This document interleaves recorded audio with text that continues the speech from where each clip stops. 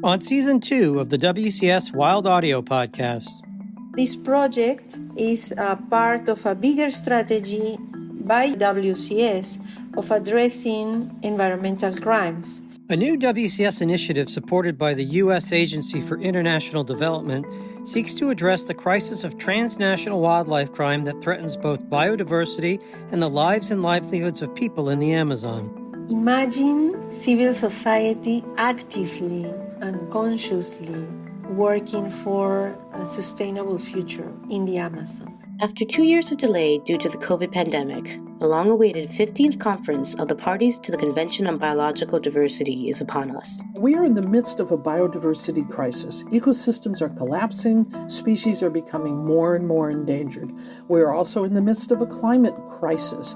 We're also in the midst of a pandemic crisis. We're hopeful that governments will adopt a strong, meaningful framework that deals with all threats to biodiversity and commits the governments, the global community, to take action to turn around what we've done to our planet.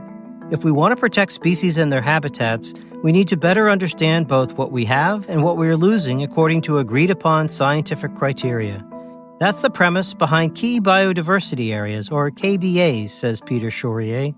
The idea of the KBAs is that they're a way of identifying important areas for nature across the planet. The United Nations brought together a task force and a working group to help identify these important places for nature that would synthesize all the things that we care about in terms of biodiversity, or a lot of them, and give us a single tool that would help us to figure out what are the really critical places that we need to save across the planet. It's easy to get bogged down on things that we're losing, and KBAs are about what's left, and in a lot of cases, what's going well. Right now, wolverines are up against a relentless opponent. Climate change is impacting the Arctic in many ways.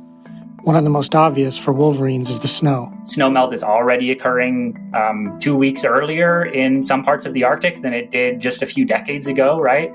And that trend is continuing. So what's happening to these wolverines as they're being pushed out of the dens earlier and earlier? Maybe the kits are being exposed to predators earlier.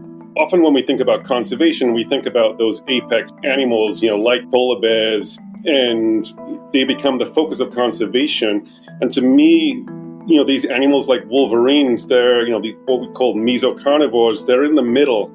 They're an important cog in the system, and we're only learning now about why they're so important. WCS Wild Audio is a production of the Wildlife Conservation Society. We'll be back soon with our third season. In the meantime, catch up on all the episodes you may have missed from the first 2 seasons at Apple Podcasts, Spotify, or wherever you listen.